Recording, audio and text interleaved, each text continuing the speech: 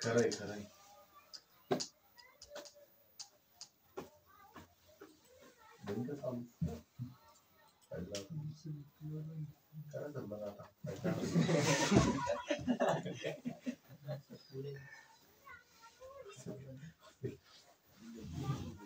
उद्या सुट्टी काय पोरं? हो सर, उद्या सुट्टी डिक्लेअर.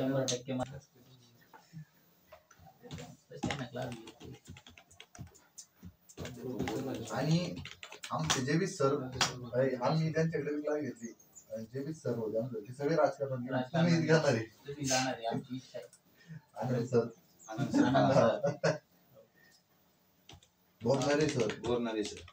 तुम्हाला वाटलं गाणं पण करायचं गायकवाड सर. पीजी पीजी घेते सर. बरोबर. सांगतो मी काही वर्षानंतर मी उभा राहतो. मला चांगलं मतदान देतो तुम्ही. खरोखर मतदान म्हणजे वैजापूरचं भविष्य बदलून टाकेल. शपथ सांगतो. क्लास सारखं व्हायला बसलं सर.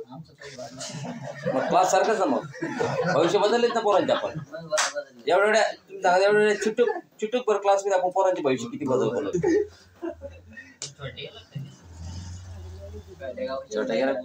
मोरे आलता का डॉक्युमेंट घेऊन गेला. त्याचं 2-3 ऑफर त्याच्याकडे. अजून एक कंपनीची ऑफर आहे त्याला. तो म्हणजे कोणती करू घेऊ म्हणजे. मला पाय म्हणलं जिथं चांगलं काम वाटलं आणि त्या पद्धतीने विचार कर. त्याचा जॉईनिंग होतं वाटतं आणि एका ठिकाणी त्यांना अजून एक अप्लाय करलं होतं. पॅकेज सारखंच म्हणून त्यांनी ते जॉईनिंग केलं पण आहे ना. हे नव्हतं केलं त्यांनी.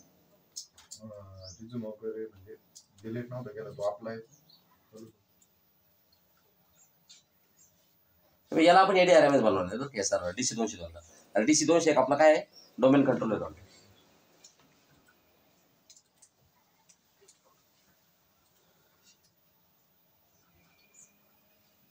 हे बघा याच्यामध्ये कसं असतं माहिती आहे की फीचर असतं बघा. विंडोज इंटरनल डेटाबेस तुम्ही जर बघितला हे बघा आहे का. हा आता थोड्या वेळ ऑटोमॅटिक इन्स्टॉल होतो. आपण ADRMS टाकतो का तो ऑटोमॅटिक इन्स्टॉल होतो. पण आपला आता एकदम याच्यामध्ये डोमेन कंट्रोलरचा ॲक्टिव्ह डोमेन सर्व्हिस आणि आपला रोल काउंटर DNS. कारण की आपल्याला डोमेन थोडी ना बनवायची आहे. हा फक्त काय राहणार आहे ADRMS. हे बघा सर्टिफिकेट सर्व्हिसेस तर आपल्याकडे 200 इकडे. चला आता त्याच्यावरती आपलं नंतर काम आहे. ADRMS तर मला नाही वाटत आज टाकला जाईल आपल्याकडनं. ते उद्याच टाकला जाईल. पण आपल्याला अगोदर सर्व्हर तयार करायचा. आता कोणता DC-200. आता बघा DC-200 जो आपला डोमेन कंट्रोलर आहे तो डोमेन कंट्रोलर आहे. त्याच्यानंतर ॲक्टिव्ह सर्टिफिकेट सर्व्हिसेस पण त्याच्यावर आहे. आता आपण एक काम करू. तो जो आहे ना आपला सर्व्हर ADRMS त्याला एक डिजिटल सर्टिफिकेट लागतं. कोणतं वेब सर्व्हर नावाचं. हे बघा याच्याकडे वेब सर्व्हर नावाचं सर्टिफिकेट असतं बघा. लक्ष द्या. सर्टिफिकेशन ऑथॉरिटीमध्ये गेलो. मग या ठिकाणी आपला हॅकर्स DC-200 एक CA आहे. आणि या सर्टिफिकेट टेम्पलेटमध्ये तुम्हाला जर बघितलं ना तर इथं ती टेम्पलेट आहे. कोणती वेब सर्व्हर नावाची टेम्पलेट.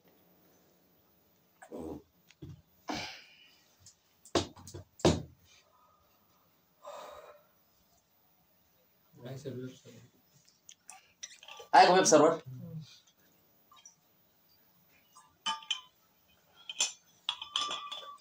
आहे की नाही. हे बघा वेब सर्व्हर नावाची टेम्पलेट आहे. पण हिचं व्हर्जन खूप जुनं आहे. हिचं व्हर्जन जर बघितलं ना तुम्ही याच्यात दिसत नाही वाटतं. ते व्हर्जन तिकडे दाखवतं. हे व्हर्जन खूप जुनं आहे. तर आपल्याला काय करावं लागतं माहिती आहे का. इथे एक आता तुम्हाला हे पण शिकून घ्या. म्हणजे ते ADCSचं प्रॅक्टिकल होतं ते आपण इथे शिकणार आहे. How to create your new digital certificate. Digital certificate तुम्ही नवीन बनवू शकता. इथं म्हणजे टेम्पलेट सर्टिफिकेटची टेम्पलेट नवीन बनवू शकते. सध्या तुमचा CA फक्त एवढ्या सर्टिफिकेट टेम्पलेट नुसार सर्टिफिकेट देतो. यूजर सर्टिफिकेट है, कंप्यूटर है, बेसिक EFS है, रिकवरी एजंट है, कर्बोरेज ऑथेंटिकेशन है, डोमेन कंट्रोलर ऑथेंटिकेशन है, ॲडमिनिस्ट्रेटर. बस एवढे सर्टिफिकेट तो इश्यू करू शकतो. पण मी काय करतो बघा इथं सर्टिफिकेट टेम्पलेटवर राईट क्लिक करतो आणि ह्या ठिकाणी मी पुन्हा जातो मॅनेजवर. मॅनेज म्हणजे एवढ्या नाही याच्यापेक्षा किती जरी सर्टिफिकेट टेम्पलेट असतात पण इथं नाही आलेलं आहेत. आपल्याला मॅनेज करायचं. बघा एक नवीन कन्सोल उघडतो बघा. एवढ्या सर्टिफिकेट टेम्पलेट आहे बघा. आणि आपली जी वेब सर्व्हर नावाची टेम्पलेट दिसेल तुम्हाला इथं. तुम्हाला बघा वेब सर्व्हर नावाची टेम्पलेट दिसेल. बघा इथं व्हर्जन किती आहे 4.1. आपलं कोणतं व्हर्जन पाहिजे 100च्या वरती. असं 100च्या आसपास 100 104 असं आपल्याला पाहिजे. मग हे व्हर्जन खूप जुनं झालं. मग मी काय करतो हे जे सर्टिफिकेट मला हेच सर्टिफिकेट पाहिजे. याला राईट क्लिक करायचं आणि याला डुप्लिकेट करायचं. डुप्लिकेट करून मी काय करतो certification authority server 2008 server 2012 R2 right. याच्याशी मी संलग्न करतो त्याला. आणि सर्टिफिकेट क्लायंट आपल्याकडं Windows 8 सर्व्हर 2012 ठीक आहे. ओके कोणताही घेऊ शकता तुम्ही.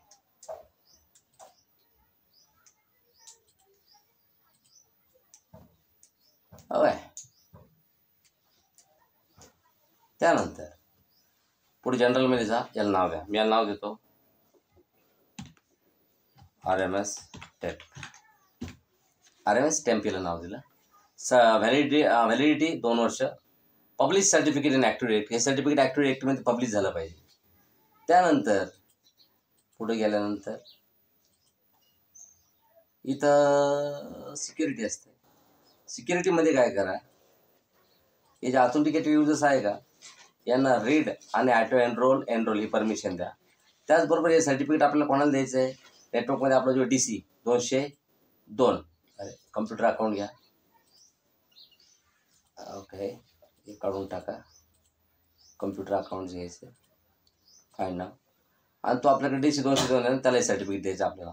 म्हणून DC 202 ॲड करा आणि त्याला ॲटो एनरोल असं परमिशन द्या. हां, अप्लाय. बघा, आपण एक सर्टिफिकेट टेम्पलेट काय केली आहे का, सब्जेक्ट नेम वगैरे सगळं टाकलं आपण त्याच्यामध्ये. हे इथं आहे ऑलरेडी आहेच, राईट. आणि बघा 100 वर्जन, बघा 100.3. पहिले काय वर्षन होतं त्याचं वेब सर्व्हरचं 4.1. आपल्याकडे वर्षन चेंज झालेलं बंद करा. आणि बघा आता हे सर्टिफिकेट टेम्पलेट आपल्या इकडे घेता येईल. आता काय करायचं, याला राईट क्लिक करायचं, certificate new certificate template to issue. कोणती सर्टिफिकेट टेम्पलेट तुम्हाला इश्यू करायची सांगा. आपण RMS टेम्प नावाने एक सर्टिफिकेट टेम्पलेट बनवली होती, ती आपल्याला इथं इश्यू करायची. हे बघा इथं RMS टेम्प म्हणून आली असेल, बघा आली का, ही RMS टेम्प इथं घ्या. आली बघा आता RMS टेम्प. बघा इथं आणि इथं सारखंच काम बघा. वेब सर्व्हर सर्टिफिकेटचं काम काय, सर्व्हर ऑथेंटिकेशन. आणि RMS टेम्पचं काम काय, इथं पण तेच काम, सर्व्हर सेम काम, फक्त वर्षांचे नवीन वर्षांचे. आता हे सर्टिफिकेट कोणाला द्यावं लागतं आपल्याला, या सर्व्हरला. DC 202ला हे सर्टिफिकेट पाहिजे. याला एकदा रिस्टार्ट करून घ्या.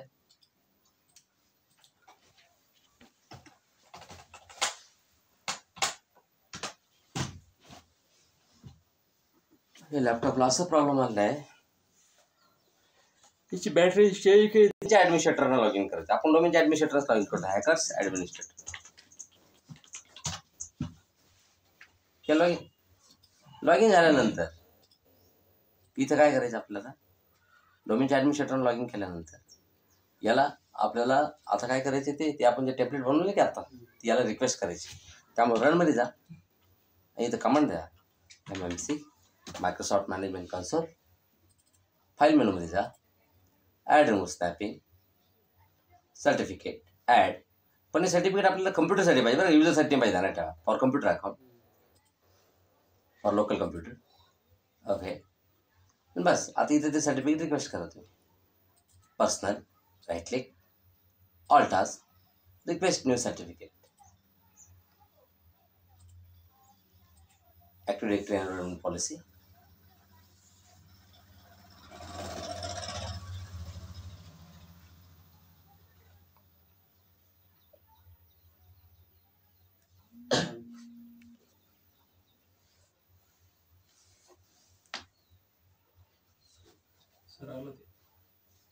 हां, हे बघा आलं का RMS टेम्प. वेब सर्व्हरने आलं बघितलं, आलं वेब सर्व्हर. ते जर नसतं, आपण जर नसे बनवलं ते दिसलं नसतं आपल्याला. हे बघा RMS टेम्प, पण त्याला ना एनरोलचं बटनच नाही येते. याचं कारण आहे, कारण की पूर्णपणे अजून याला भरायचं आहे. याला क्लिक करा. हां, याला फुल DN टाका. फुल DN काय, फुल DN आहे CN = DC 202. कोणासाठी पाहिजे सर्टिफिकेट आपल्याला, 202 साठी, comma DC = hackers, comma DC = com. बरोबर आहे की नाही. At the fully qualified domain. CN म्हणजे common name, DC 202, DC hackers आणि DC com. Type any alternative name. Do you want any alternative name तुम्ही घेऊ शकता. URL जसं काय URL पाहिजे तुम्हाला, जसं तुम्ही येते HTTPS DC 202.hackers.com. हे नसतं घेतलं तरी चाललं असतं, याला काही फरक पडत नाही. पण तुम्हाला असलं अल्टरनेट घ्यायचे तर अल्टरनेट URL पण घेऊ शकता. पुढे गेले जनरलमध्ये, फ्रेंडली नेम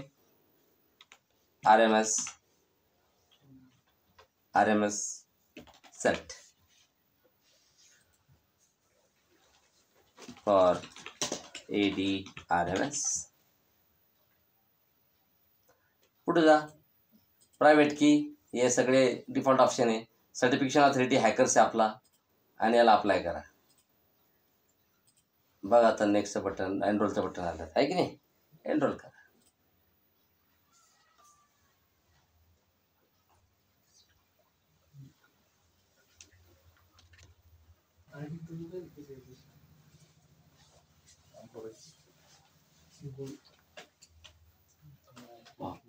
सर झालंय.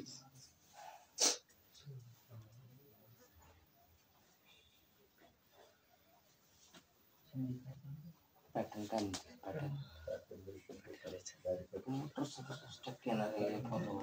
पॅनेशीट. बघा हे सर्टिफिकेट आलं तुम्हाला TC 202 ला, आहे का?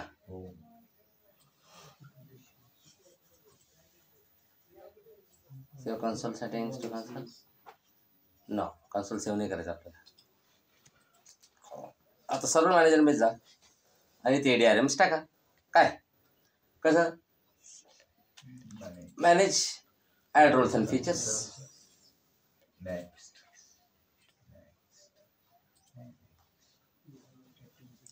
Active directory, rights management services.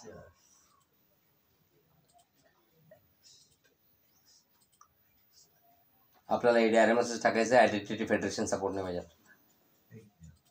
IIS लागतं, ते पण टाकणार.